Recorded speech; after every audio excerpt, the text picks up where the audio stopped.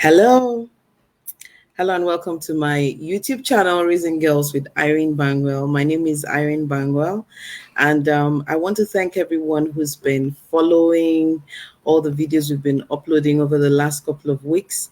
I want to thank you for your comments. Thank you for subscribing.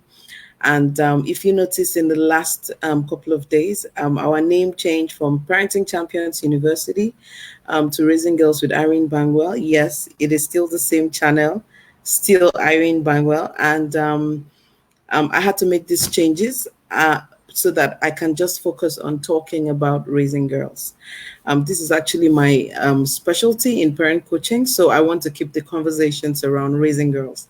So if you have a friend who has a daughter, a colleague, an aunt, a cousin, a relative, anyone you know who has a daughter, this is a channel where they come to get positive vibes about learning about building their girls into strong, responsible women, especially in the context of nurturing their gifts, their talents, so that they can be the best they could possibly be. All right, so let me get into the conversation for today.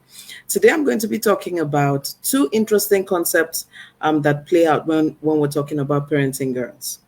One of them is fearful parenting, and the other is empowering parenting. I always like to start with a story, okay? So I grew up in Africa, Nigeria. I'm from Nigeria. I grew up in a city called Calabar, and I grew up with my grandparents. All right. So while growing up, I noticed that each time a girl, including myself, you're being corrected on how you take care of your clothes, how you take care of your shoes, how you take care of your room or cooking in the kitchen, it always boiled back to being married, so that a man chooses you. You know, it was always the thing. All right. It was always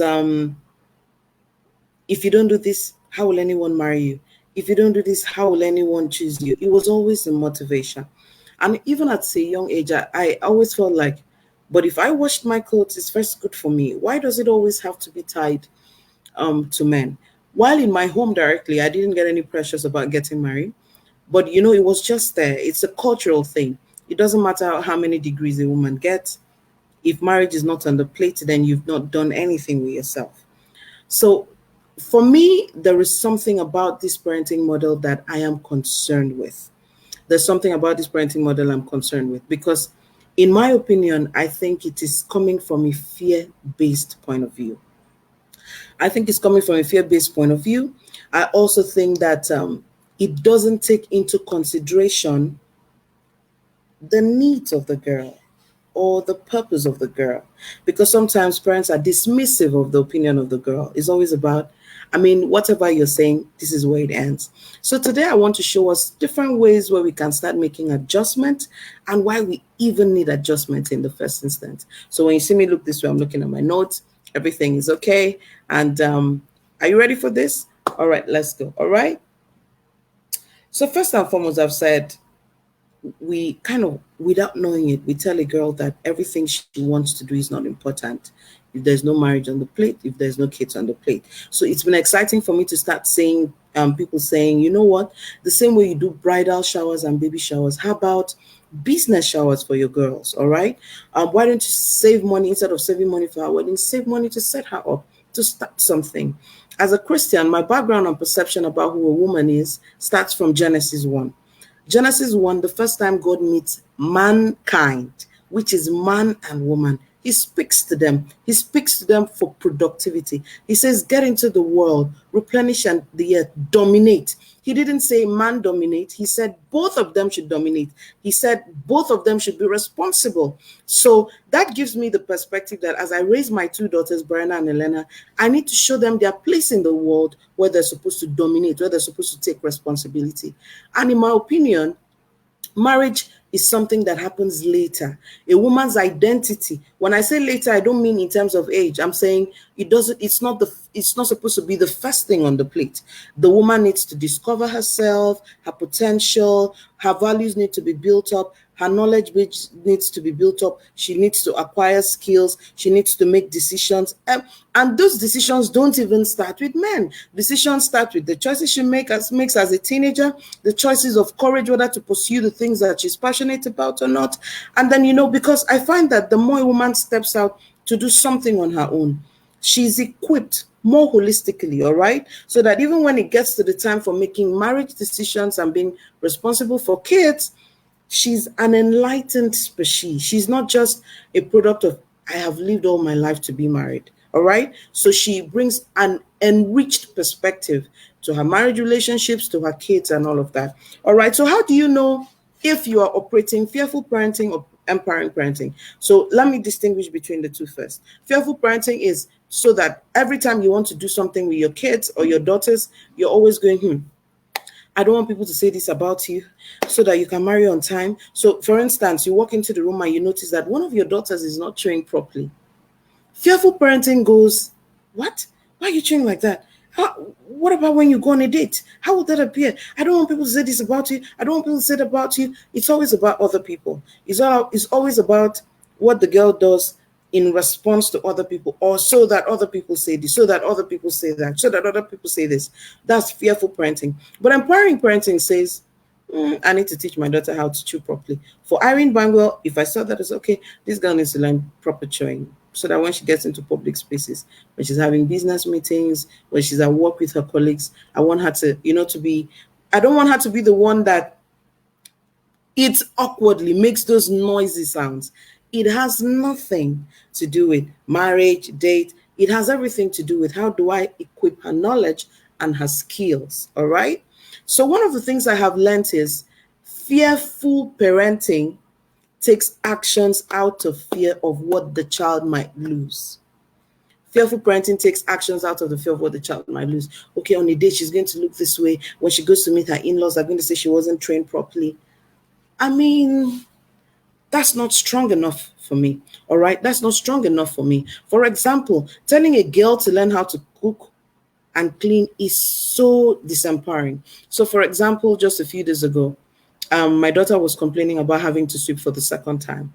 And subconsciously, I just told her, girl, if this was your home, if this was your room, when no one is living with you, you would have to keep it clean for yourself. All right? Wash your clothes for yourself, because you deserve clean clothes. You deserve to be thoughtful towards yourself. You deserve to be kind towards yourself. Being neat is not a function of boys. You're the first beneficiary, all right, of being a neat person. So fearful parenting is concerned about what will happen to her if she didn't do this, all right? And in the process, fearful parenting does not even recognize the girl's legitimate need. You're not paying attention to your child anymore. So for example, your child walks in when there are visitors, and she's not looking as upbeat. But because you want her to appear a certain way for a certain family, you're going to force her to look a certain way. That the basic requirement, like the etiquette about we have guests, hospitality, and all of that, that's not what I'm talking about. I'm talking about why didn't you make up like this? Like my mom used to say, you need to brighten your look. That's the way guys like this, and that I think that turned me off completely from the whole makeup thing because of what the motivation was. All right. I didn't want to hear that in my head. I just wanted to do what was right per time. I wanted to first feel comfortable in my skin. And I find that women that are most comfortable in their skin have enough to give to the rest of the world because they are kinder, because you've been kind to them. All right. And so out of the overflow of thoughtfulness towards them, they are thoughtful. They're more thoughtful towards other people. All right. So I wrote here that there's almost no effort to understand the needs of the girl, right? It's always about how she looks to other people and all of that. I'm hoping our generation makes a dramatic shift from that. So where do we start from? We switch to empowering parenting. Empowering parenting is about preparing a child to acquire the skills and knowledge that they need to make choices that serve God, their purpose, and humanity. So empowering parenting helps the girl child know that she's an important entity, that her opinions matter, and she's building skills because she will be depended on to make quality decisions. For me, put simple, I tell my girls, you're problem solvers. God put you on the earth to make a real difference. He's given you gifts, He's given you talent, and everything I'm teaching you is how you can nurture those gifts and talents and live the very best version of your life. All right. So, empowering parenting, there is nothing like what will people say in my motivation. There's nothing like what will people say. It's not there.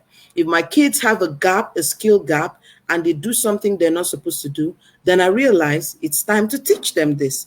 There is nothing that comes with what will people say? Oh, you're going to get married. In fact, as a policy, my husband and I don't let our kids play, mommy drama, because I discovered early, like, when children are playing, girls, they like to back babies, act when they're doing role plays at home. This one is mom, this one is dad. They like to talk about babies and all of that. So we told them we didn't want to see this kind of dramas because we think that it's natural in the inclination of a woman to be mother. All right. So I don't think we need to do an extra orientation on that. I want her to become an entity before she becomes a mom, because she has to be a person with which she takes into motherhood. So we don't let them do that. We tell them, do dramas where you're solving a problem, where you're saving the day. All right. So it's building in. If anytime they want to make that mistake, we bring them back and say, no, this is where you should be. So empowering parenting, right? All right, hold on, let me get my note. So empowering parenting shows the girl positive possibilities that inspires the child to take action. So if I want my daughter to dress neatly, I can't put it on the other side of what people will say. I have given my kids indicators. If you're choosing a dress, it has to be neat. Will it protect you? Will the cold, will it be right for the event? Will the weather be right for what you're wearing? I help them make decisions against important indicators that essentially lead to their own convenience. Doing the right thing before God, serving your purpose much more than anything else. All right. So finally, how do you know whether you're operating fearful parenting or empowering parenting? Check your posture. All right. Do I listen to my child? Empowering parenting allows you to listen to your child. So if you find out that you can listen to your child and make sense of what they do and include them in how they feel, or you include their nature, their personality in the decision makings that you do, then you're empowering them. When they make a mistake, what is your response? Do you feel like something is going to go wrong, or you're going to lose something, or you feel like, oh, I think I need to teach this? Do you find yourself under undue pressure to impress people with your girls? If you find yourself under undue pressure to impress people with your girls, then you're operating fearful parenting. If you find out that this one, will somebody marry her? If all of that, then that's fearful parenting. All right. I wrote here in my note that you always need to check your motivation when you're asking your girls to act a certain way or make a certain decision. Is it to impress people, or are you trying to avoid what people will say or do? If that's where you're always going to impressing people, then you're operating fearful parenting. But I like you to come on this other end, where it is about equipping the girl to be independent enough to make decisions that tend towards godliness, their purpose, and serving humanity. I tell my girls that they are solutions, all right? It's drummed into their head that they're solutions. And let me end with this. This is not a men versus women conversation, not at all. This is about humanity. This is about saying, God made you a particular way, all right? God made you a particular way, and you have to live it out. So I look at my daughters and I say, God had a big idea for you. God has things you need to accomplish. He's giving you gifts. He's giving you talent. As your parent, my responsibility is to shape your values so that you can do what God has called you to do. All right. So what have we been talking about today? We've been talking about fearful parenting versus empowering parenting. So every week I would put up a video like this. I hope you can invite your friends, share this video with your loved ones. And let me end with this note. Many women today, right, grew up with parents who drove and raised you through fearful parenting. So you need a new mindset. Don't be quick to tell yourself this is going to be hard. For instance, this YouTube channel is here as a resource. Come back here every week and Start making those adjustments. So today I'm telling you to start with why. Why should she not chew right? Is it for her to build a skill to learn how to chew better? Or are you afraid that when she goes out on a date, they're going to make fun of her? You get? So Raising Girls with Irene Bangwell YouTube channel is to help you make those adjustments, to move you from what your parents thought was the right thing to what you now know is the better way. Let me end with this, right? I want to show you something and I want it to stay in your head for a long time. Because fearful parenting does not listen to the child, it's all about other people. It always leads to rebellion. It always leads to rebellion. And let me show you, let me give you a simple example. There's a YouTube challenge, or there's a TikTok challenge, or one challenge going on asking girls to snap their breast nude and put a hanger over their nipple. And parents are going crazy because girls are actually doing it. I can tell you, we have successfully told this generation that it's all about boys. When you tell your child from when they're young, they won't marry, they won't do this, clean up so they'll marry you, you've made it all about boys. So when they step out into the world, they make their lives all about boys. But when you give them the vision that your life is something without boys, and boys come later on, you have gifts that need to be nurtured, you have talent, you are your own entity. God has big dreams for you. It makes them put boys in the right place. But when we keep drumming boys, boys, boys, they live for validation from boys. If you learned something today from this video, I'd like to see your comments in the stream, and I would be happy to answer any questions you may have. So I'm going to stop here right now, but make sure you stop by next week and share this video with a friend. And remember to subscribe to this channel, Raising Girls with Irene Bangwell. Remember to subscribe and remember to turn on the notification button. See you in my next video. Bye-bye.